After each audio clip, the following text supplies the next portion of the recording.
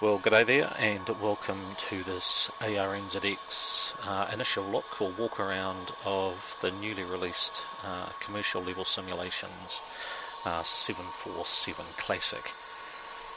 So as you can see, we've got three of the 747s parked up here at KDEN. So this first one, the KLM, we've got is the 300. And next to that we've got the Rolls-Royce powered 200. As you can hear, the APUs make a hell of a racket. And next to it we've got the Pratt & Whitney version of the 200 as well, in classic old Qantas livery. So what I wanted to do is really just give you a good look at the externals and the VC of this updated version. It's been marketed as the HD version, and that is primarily because it now features HD textures both on the inside and out. And yeah, so we'll just have a look and see how it stacks up. And I've had the original model, and to be honest, I always really enjoyed it. So I was looking forward to this release. It seemed to take so long for them to get it out. But out it is, and straight away you can see the level of detail that's in the textures is significantly better. Doesn't appear to be bump mapping, but they've certainly got spec mapping there. You can see the clouds reflected in the shiny metal parts of the fuselage. Just looking here at the leading edge, you can definitely see the influence of the work they did on the 146. Very similar kind of texturing there. RB11's looking suitably impressive. Yeah, that's the influence of the 146 there. They've certainly upped their game a little bit in terms of just plain metal texturing.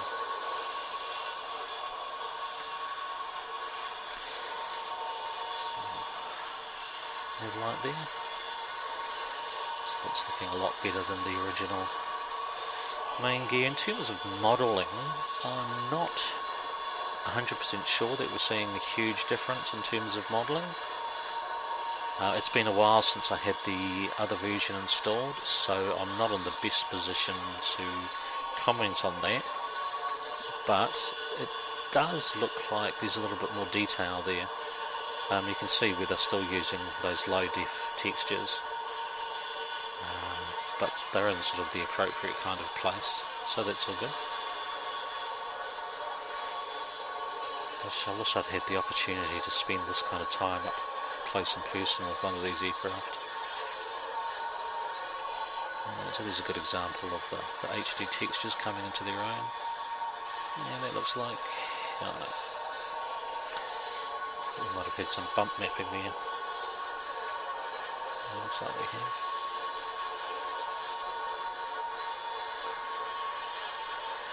As you can tell with the APU running, I was actually wondering as I was installing it, will it have the APU for a walk around, and lo and behold it does. So I think visually the HD textures are certainly notable, that's for sure. I think they've done a pretty good job actually. Performance wise, obviously I've got three aircraft here loaded up at KDEN, and I'm getting, well, if you can see the frame rate in the top left hand corner, they're sitting in the 70s. Now admittedly I've turned my traffic off for this, primarily because in this area the Continental hangar has a nasty habit of a 737-900 popping up right where my Air New Zealand 747 is parked, so that's why I've turned that off. So just looking at the Pratt & Whitney version, I don't know, it looks like it's a little bit blurry to me there, but it looks nice.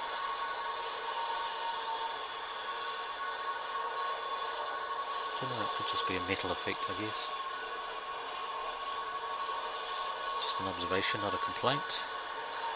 Yeah, I like what they've done with that clean metal look. Good old flying kangaroo. I'll just pop up and have a look in here.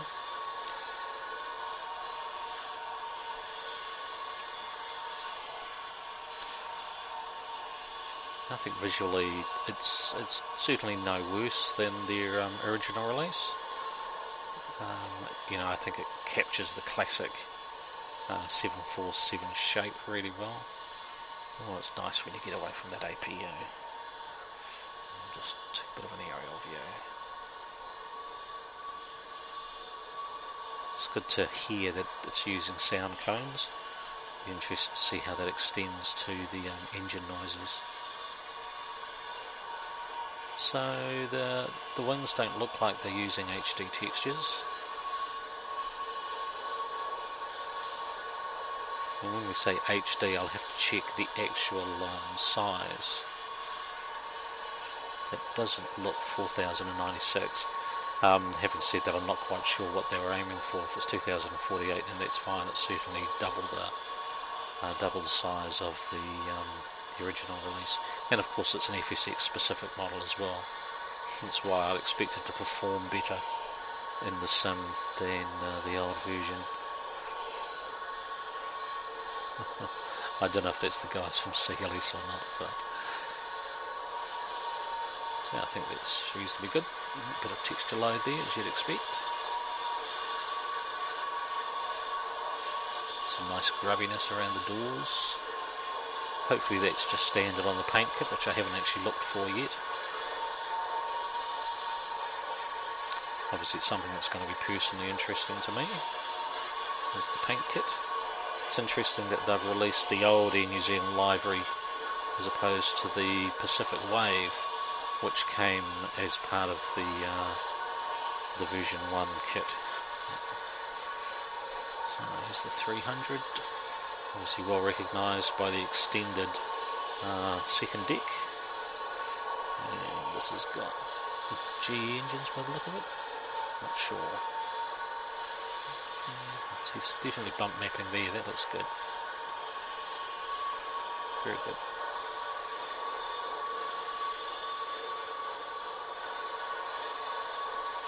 There's also a cargo version as well, which I haven't got loaded here.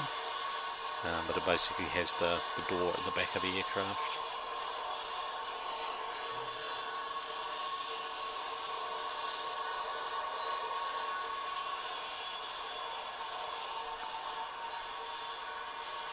So there we go. That's the external models for the 747-200 and 300. So I think they look pretty good. Nice reflections there. Particularly like the KLM library. Certainly nice and crisp, which is good to see. Texture light going on there. Okay, that's the externals. We'll now jump into the VC and have a look at that. Okay, and here we are. It's much quieter. So just having a quick look around the VC. Straight away, portions of the overhead are certainly a lot clearer and easier to read, but you've still got some parts that are looking sort of a little bit average.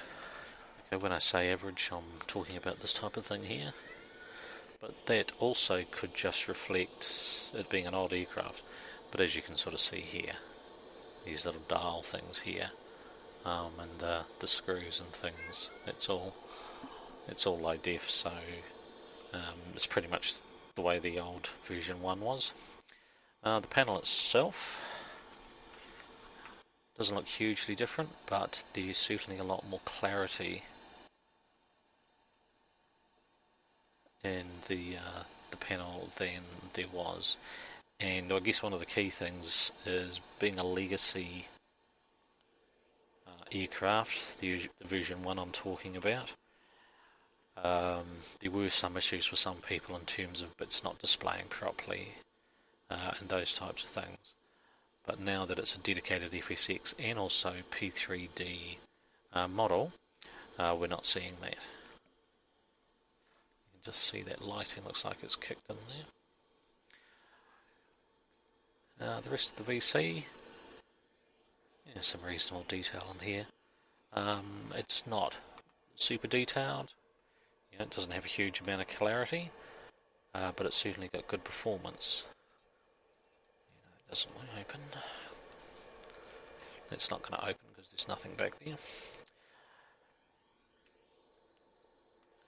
The flight engineers panel, so it's sort of a mixture, you know, there's some good clarity with the gauges in these areas, but then you move up to these areas and it's the same old low-res illegible textures that we saw in the version 1. Same with the circuit breakers there. So that's kind of a shame, really. If they were gonna go to that level of including some of the panel, then why not do all of it? Now I understand that potentially these guys, CLS, are releasing another version, but I'm not sure if it's going to cover any of this stuff or not. So yeah, certainly some good changes there, but not quite as extensive as I thought it may have been. We'll just go down here and look at the pedestal. So as you can see, it's flat. It doesn't work. You can see here that a lot of the switches don't actually have switches at all. They're just flat. They don't work from where I currently am, but that may just be because of the position I'm in. Thrust levers. So that's all okay. It's obviously this aircraft's got an FMC in it. It's the basic air flight one. Hence, I think there's another version coming, but we'll just have to wait and see for details on that. I know they wanted a lot more functionality, but couldn't for various reasons. And up into the AP, pretty standard stuff. You know, once again, clarity is good. You know, it's a hell of a lot better than it was.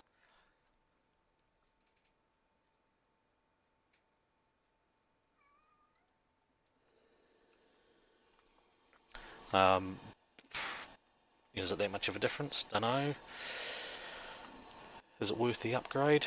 Well, I can't make that decision for people. Yeah, no, those buttons, those switches don't work. Well, they don't appear to work anyway.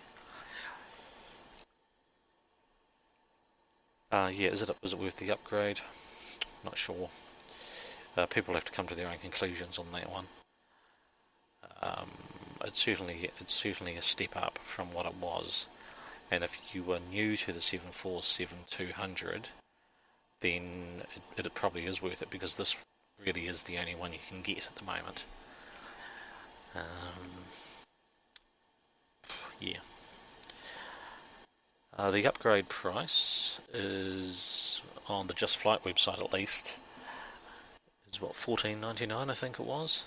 Now I didn't pay that much because I had Justflight points or whatever they are, so I paid less than that, and I'm happy enough for what I paid.